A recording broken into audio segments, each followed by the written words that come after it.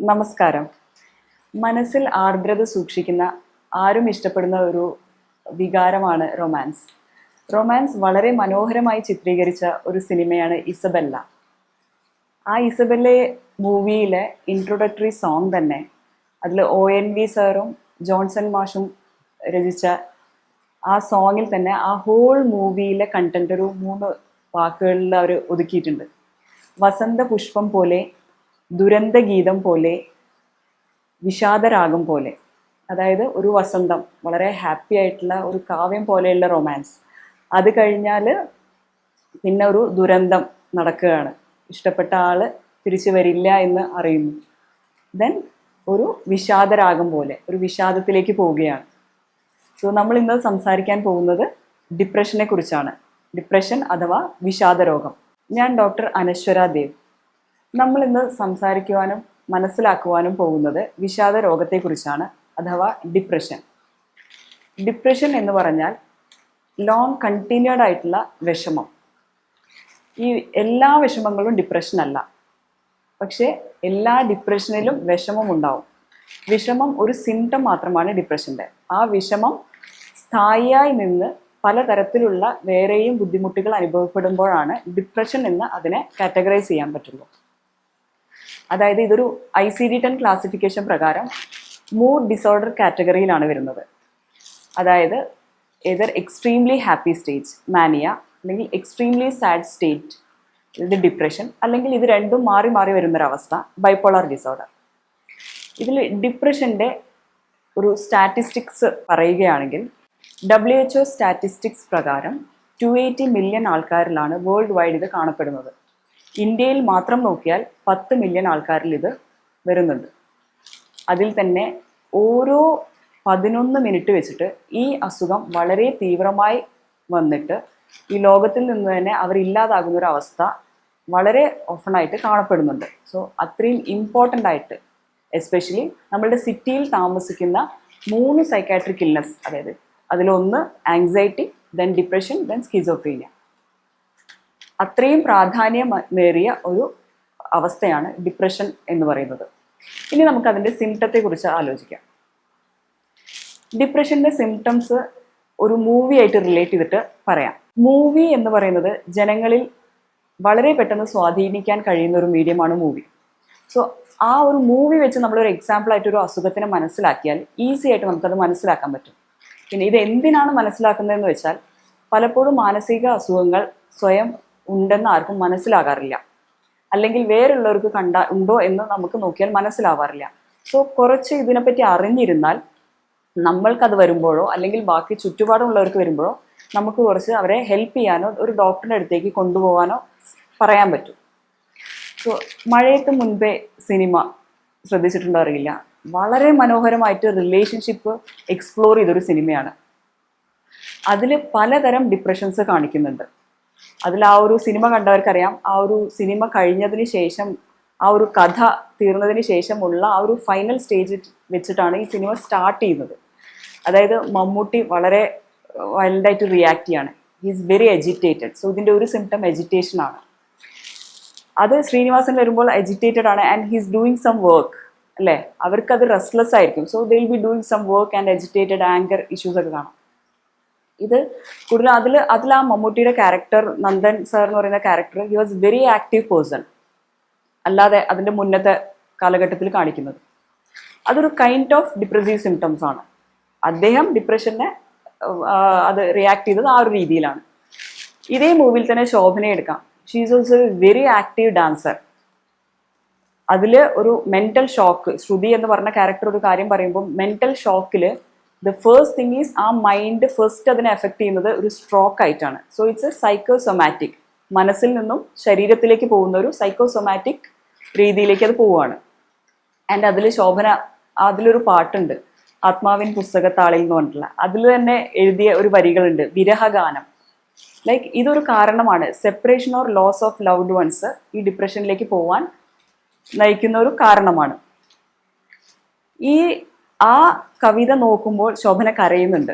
അത് കഴിഞ്ഞ് പിന്നെ കട്ടിലിൽ കിടന്ന് അച്ഛനോട് പറയുന്നുണ്ട്, എനിക്ക് കരയാൻ പോലും ഇപ്പോൾ തോന്നാറില്ല എന്ന്.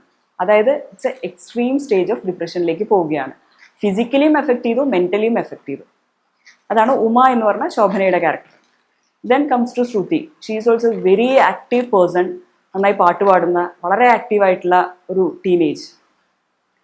സോ അതിൽ അവസാനം ഒരു ഇഷ്യൂ വന്നപ്പോൾ, ഒരു കോമൺ ഇഷ്യൂ, ഒരേ ഇഷ്യൂ ഓരോരുത്തരെയും എങ്ങനെ എഫക്റ്റ് ചെയ്യുന്നു എന്നുള്ളത് അതിൽ നമുക്ക് ബ്യൂട്ടിഫുൾ ആയിട്ട് അത് ചിത്രീകരിച്ചിട്ടുണ്ട്.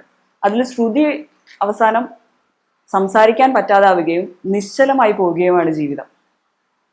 സോ ഇത്രയും പലതരത്തിലാണ് അതിനെ എഫക്റ്റ് ചെയ്തത്. ഉമയുടെ അച്ഛൻ വളരെ വിഷമത്തോടു കൂടിയാണ് ശ്രുതിയോട് റിയാക്ട് ചെയ്യുന്നത്. പക്ഷെ അതൊന്നും ഒരു ഡിപ്രസീവ് സ്റ്റേജിലേക്ക് പോകുന്നില്ല. അല്ലെങ്കിൽ ശ്രുതിയുടെ അച്ഛൻ ഓൾറെഡി അമ്മ മരിച്ചത് കൊണ്ടാവാം, എന്നിട്ടും ബിസിനസ് ക്യാരി ഓൺ ചെയ്തു. അങ്ങനെ ഡെയിലി ആക്ടിവിറ്റീസ് ക്യാരി ഓൺ ചെയ്യാൻ പറ്റുന്ന ഒരാൾ ഡിപ്രസീവ് സ്റ്റേറ്റ് അല്ല.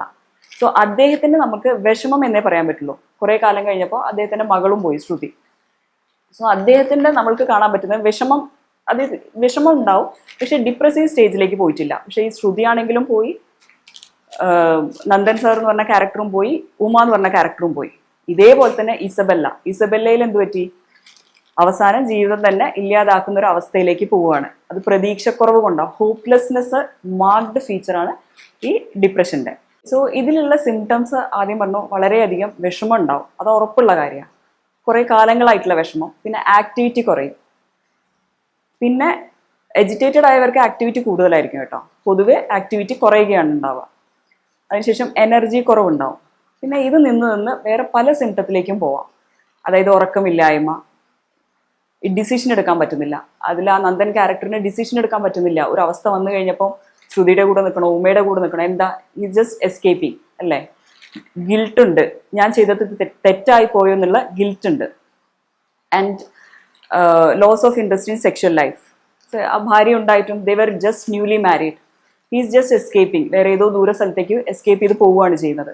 സോ ഓരോ ഘട്ടത്തിനനുസരിച്ചും നമ്മളുടെ ഓരോ സ്റ്റേജ് അനുസരിച്ചും ആയിരിക്കും നമ്മളുടെ ഓരോ സിംറ്റംസും പ്രകടമാകുന്നത്. ഓക്കെ, ഇനി ഇതിന് എന്തൊക്കെയാവാം റീസൺസ്? നേരത്തെ പറഞ്ഞ പോലെ സൈക്കിക്കൽ റീസൺസ് ആവാം. അതായത് separation from loved ones, loss of loved ones, അകാരണമായി പെട്ടെന്ന് നമ്മൾ അടുത്തുള്ള ഒരാൾ മരിച്ചു പോവുക, അങ്ങനെ. ദെൻ ഫിസിക്കൽ റീസൺസ് ആവാം.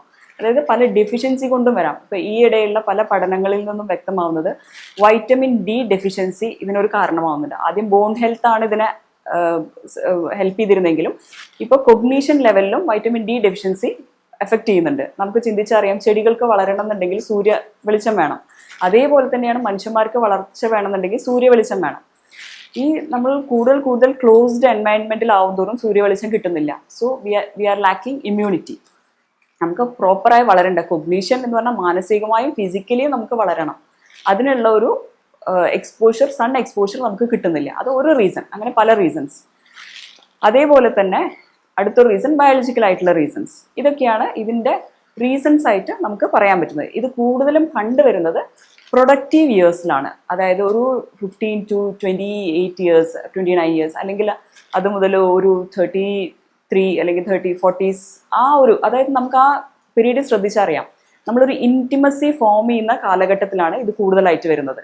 അപ്പോൾ ഇൻറ്റിമസി അല്ലെങ്കിൽ ഐസൊലേഷൻ എന്നിട്ടുള്ളൊരു കോൺഫ്ലിക്റ്റ് വരാണ്. സോ നമ്മളത് ഇമോഷണലി നമ്മൾ ഫുൾഫിൽ ആയിട്ടില്ലെങ്കിൽ നമ്മൾ ഐസൊലേഷനിലേക്ക് പോവുകയാണ്.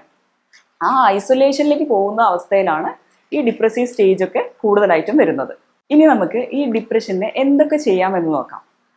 ഫസ്റ്റ് വേണ്ടത്, നമുക്കൊരു വിഷമം തോന്നിയിട്ടുണ്ടെങ്കിൽ നമുക്കത് മോട്ടിവേഷൻ സ്പീക്ക് കൊണ്ടോ ഒരു ബുക്ക് വായിച്ചാലോ ഒരു പാട്ട് കേട്ടാലോ ഒക്കെ നമുക്ക് ബെറ്റർ ആയിട്ട് ഫീൽ ചെയ്യുന്നുണ്ടെങ്കിൽ നമുക്കതൊരു ചെറിയ വിഷമം മാത്രമേ ഉള്ളൂ. നമ്മൾക്കൊരു വിഷമം വന്നാൽ അത് കരഞ്ഞ് അതിൽ നിന്നും പുറത്തേക്ക് വരാൻ പറ്റണം. Then you are success. പക്ഷെ അത് പുറത്തേക്ക് വരാൻ പറ്റാതെ ഈ വിഷമം നീണ്ടു നിൽക്കുന്ന ഒരവസ്ഥ വരുമ്പോഴത്തേക്ക് ഒരു പ്രോപ്പർ ക്ലിനിക്കലി ഡയഗ്നോസ്ഡ് ഡിപ്രഷൻ സ്റ്റേജിലേക്ക് പോവുകയാണ്. അവിടെ യു റിക്വയർ പ്രോപ്പർ ട്രീറ്റ്മെൻറ്റ് അവിടെ റിക്വയർഡ് ആണ്. സോ ആ റിക്വയർഡിൽ ഇപ്പോൾ നമ്മൾക്കൊരു ബാലൻസ്ഡ് സിറ്റുവേഷൻ ലൈഫിൽ വരണം. ഞാനിപ്പോൾ ഇവിടെ ഇരിക്കുകയാണ്. സോ എനിക്കെങ്ങനെ ഒരു ബാലൻസ്ഡ് സിറ്റുവേഷൻ വരുന്നത്? ഞാനിരിക്കുന്ന ചെയറിൽ ഒരു സ്റ്റൂളിൽ അല്ലെങ്കിൽ 4 കാലുണ്ട് അല്ലേ. So cure is like a 4-legged stool. അതിലെ ഒരു ഭാഗം മാത്രമാണ് തെറാപ്പീസ്, മറ്റൊരു ഭാഗം ട്രീറ്റ്മെൻ്റ് ആയിരിക്കും. ഓക്കെ, ദെൻ ഒന്ന് ഡയറ്റ് ആയിരിക്കും, ഒന്ന് എക്സസൈസ് ആയിരിക്കും. ഇത് എല്ലാം കൂടി ചെയ്യുമ്പോഴാണ് നമ്മൾ നല്ലൊരു ഫ്രൂട്ട് അവിടെ ഉണ്ടാവുന്നത്. തെറാപ്പീസ് എന്ന് പറയുമ്പോൾ അതിൽ കുറേ കാര്യങ്ങൾ ഇൻവോൾവ് ആയിരിക്കും. സോ എങ്ങനെ നമുക്ക് ഒരു റോങ് ബിലീഫ് അല്ലെങ്കിൽ റോങ്ലി പെർസീവ് ചെയ്ത കാര്യങ്ങൾ എങ്ങനെ കറക്റ്റ് ചെയ്യാം, ആ ഒരു ലെവലിലാണ് തെറാപ്പി ആക്ട് ചെയ്യുന്നത്. ഇവിടെ മോസ്റ്റ്ലി പേഷ്യൻസ് വരുമ്പോൾ എന്താ പറയുക വെച്ചാൽ, എനിക്ക് കൗൺസിലിംഗ് വേണം. ഫസ്റ്റ് കൗൺസിലിങ്ങിന്റെ മുന്നേ നമുക്ക് വേണ്ട കാര്യം ഫസ്റ്റ് അസസ്മെന്റ് ആണ്. നിങ്ങൾ എന്ത് സ്റ്റേജിലാണ് നിൽക്കുന്നത്, നിങ്ങൾക്ക് ശരിക്കും ഡിപ്രഷൻ ആണോ അല്ലയോ എന്നൊരു പ്രോപ്പർ അസസ്മെന്റ് ചെയ്യുകയാണ് വേണ്ടത്. എന്നിട്ട് ഡോക്ടറാണ് തീരുമാനിക്കുക നിങ്ങൾക്ക് കൗൺസിലിംഗ് മാത്രം മതിയോ, കൗൺസിലിങ്ങും ട്രീറ്റ്മെന്റും വേണോ എന്നുള്ളത്. അല്ലെങ്കിൽ എന്താ പറ്റുന്ന വെച്ചാൽ നമ്മളുടെ കയ്യിൽ നിന്ന് സമയമാണ് പോകുന്നത്. ഒരു ക്രോണിക് ഡിസീസിന് അതിൻ്റെതായ ഒരു രീതിയുണ്ട്. നമ്മൾ പ്രോപ്പറായിട്ട് ട്രീറ്റ്മെന്റ് എടുത്തിട്ടില്ലെങ്കിൽ ആ ക്രോണിക് ഡിസീസ് വളർന്നുകൊണ്ടേയിരിക്കും. എത്രയും ഗുരുതരമാവുന്നോ അത്രയും ബുദ്ധിമുട്ടാണ് ക്യൂർ ചെയ്യാൻ. നമുക്ക് രണ്ട് അവസ്ഥയുള്ളൂ. ഒന്നെങ്കിൽ ഒരു അസുഖം വന്നാൽ മാനേജ് ചെയ്യാം, അല്ലെങ്കിൽ ക്യൂർ ചെയ്യാം. ഇതിൽ ക്യൂർ എന്ന് പറഞ്ഞൊരു സ്റ്റേജിലേക്ക് കൊണ്ടുപോകണമെന്നുണ്ടെങ്കിൽ കുറേ ഫാക്ടേഴ്സ് ഫേവറബിൾ ആയിരിക്കണം. അൺഫേവറബിൾ സർക്കംസ്റ്റൻസസിൽ ക്യൂർ നമുക്ക് അത്രയും ഉറപ്പിച്ച് പറയാൻ പറ്റില്ല, മാനേജ്മെന്റ് ആയിപ്പോൾ. സോ എത്രയും പെട്ടെന്ന് നമ്മൾ ഒരു ഡോക്ടറെ സമീപിക്കുന്നോ അത്രയും പെട്ടെന്ന് ക്യൂർ കിട്ടാനുള്ള സാധ്യത കൂടുതലായിരിക്കും. പിന്നെ ഈ തെറാപ്പീസ് വരുന്നത്, ഇതിൽ ഈ സിംറ്റംസ് പലപ്പോഴും ഡോക്ടേഴ്സിന് കിട്ടുകയെന്ന് വെച്ചാൽ ഒരു എക്സ്ട്രീം കണ്ടീഷനിൽ എത്തുമ്പോഴാണ് കിട്ടുക. കുംബ്ലിംഗ് നൈറ്റ്സിലെ സജീനെ നോക്കിയാൽ അറിയാം, എനിക്ക് കരയാൻ പറ്റുന്നില്ല എന്ന് പറയുന്നു. എൻ്റെ ഒരു സൈക്കോളജിസ്റ്റിൻ്റെ അടുത്ത് പോയിട്ട് പൊട്ടിക്കരയുകയാണ് അല്ലേ. സോ അത്രയും ഒരു സ്റ്റേജിലേക്ക് പോകേണ്ട ആവശ്യമില്ല. അത് തന്നെ മെയിൽസിൽ കൂടുതലായിട്ടും അവരൊരു സോഷ്യൽ സ്റ്റിഗ്മയോ സ്റ്റോയിക് നേച്ചറൊക്കെ കാരണം കൂടുതലും അവർ സപ്രസ് ചെയ്ത് കഴിഞ്ഞാൽ ഒന്നെങ്കിൽ അവരുടെ കൂടുതലും ആങ്കർ ആയിട്ടായിരിക്കും കാണിക്കുക. പക്ഷെ അത് മഴയത്ത് മുമ്പേയുള്ള നന്ദൻ എന്ന് പറഞ്ഞ ക്യാരക്ടർ ആങ്കർ ആയിട്ടാണ് കാണിച്ചത്. പക്ഷെ സജി എന്ന് പറഞ്ഞ ക്യാരക്ടർ വളരെ മിണ്ടാതെ, ഇറിറ്റബിൾ നേച്ചർ ആയിരുന്നെങ്കിലും വളരെ മിണ്ടാതെയായി, പിന്നെ കരയാൻ പറ്റാതെയായി, അവസാനം ഒരു സൈക്കോളജിസ്റ്റ് വന്ന് കരയുകയാണ്. ഇതൊക്കെ ഒരു എക്സ്ട്രീം ലെവലാണ്. ദേ റിക്വയർ തെറാപ്പീസ്. കൗൺസിലിങ്ങിൻ്റെ കൂടെ തെറാപ്പീസും എല്ലാം എടുക്കേണ്ട ആവശ്യമാണ്. അത് കഴിഞ്ഞ് ട്രീറ്റ്മെൻറ്റ് സെഷനിലേക്ക് വരികയാണെങ്കിൽ ആയുഷ് സിസ്റ്റം വളരെയധികം സ്കോപ്പ് ഈ സൈക്കാട്രി മേഖലയിൽ വളരെയധികം സ്കോപ്പ് കാണുന്നുണ്ട്. ആയുഷ് സിസ്റ്റത്തിൽ തന്നെ ഹോമിയോപ്പതി വളരെ എഫക്റ്റീവാണ്. ഈ ഡിപ്രഷൻ എന്നുള്ള അസുഖം പൂർണ്ണമായി മാറ്റാൻ ഉതകത്തിൽ തന്നെ വളരെ എഫക്റ്റീവാണ് ഹോമിയോപ്പതി. ഓക്കെ, ദെൻ കംസ് എക്സസൈസും ഡയറ്റും ഒക്കെ. ഇതൊക്കെ അതിൻ്റെ ജീവിതത്തിൻ്റെ ഭാഗമായി തന്നെ ഒരു ജീവിതചര്യ പോലെ ചെയ്യേണ്ട കാര്യങ്ങളാണ് എക്സസൈസും ഡയറ്റും മാനേജ്മെൻറ്റ്.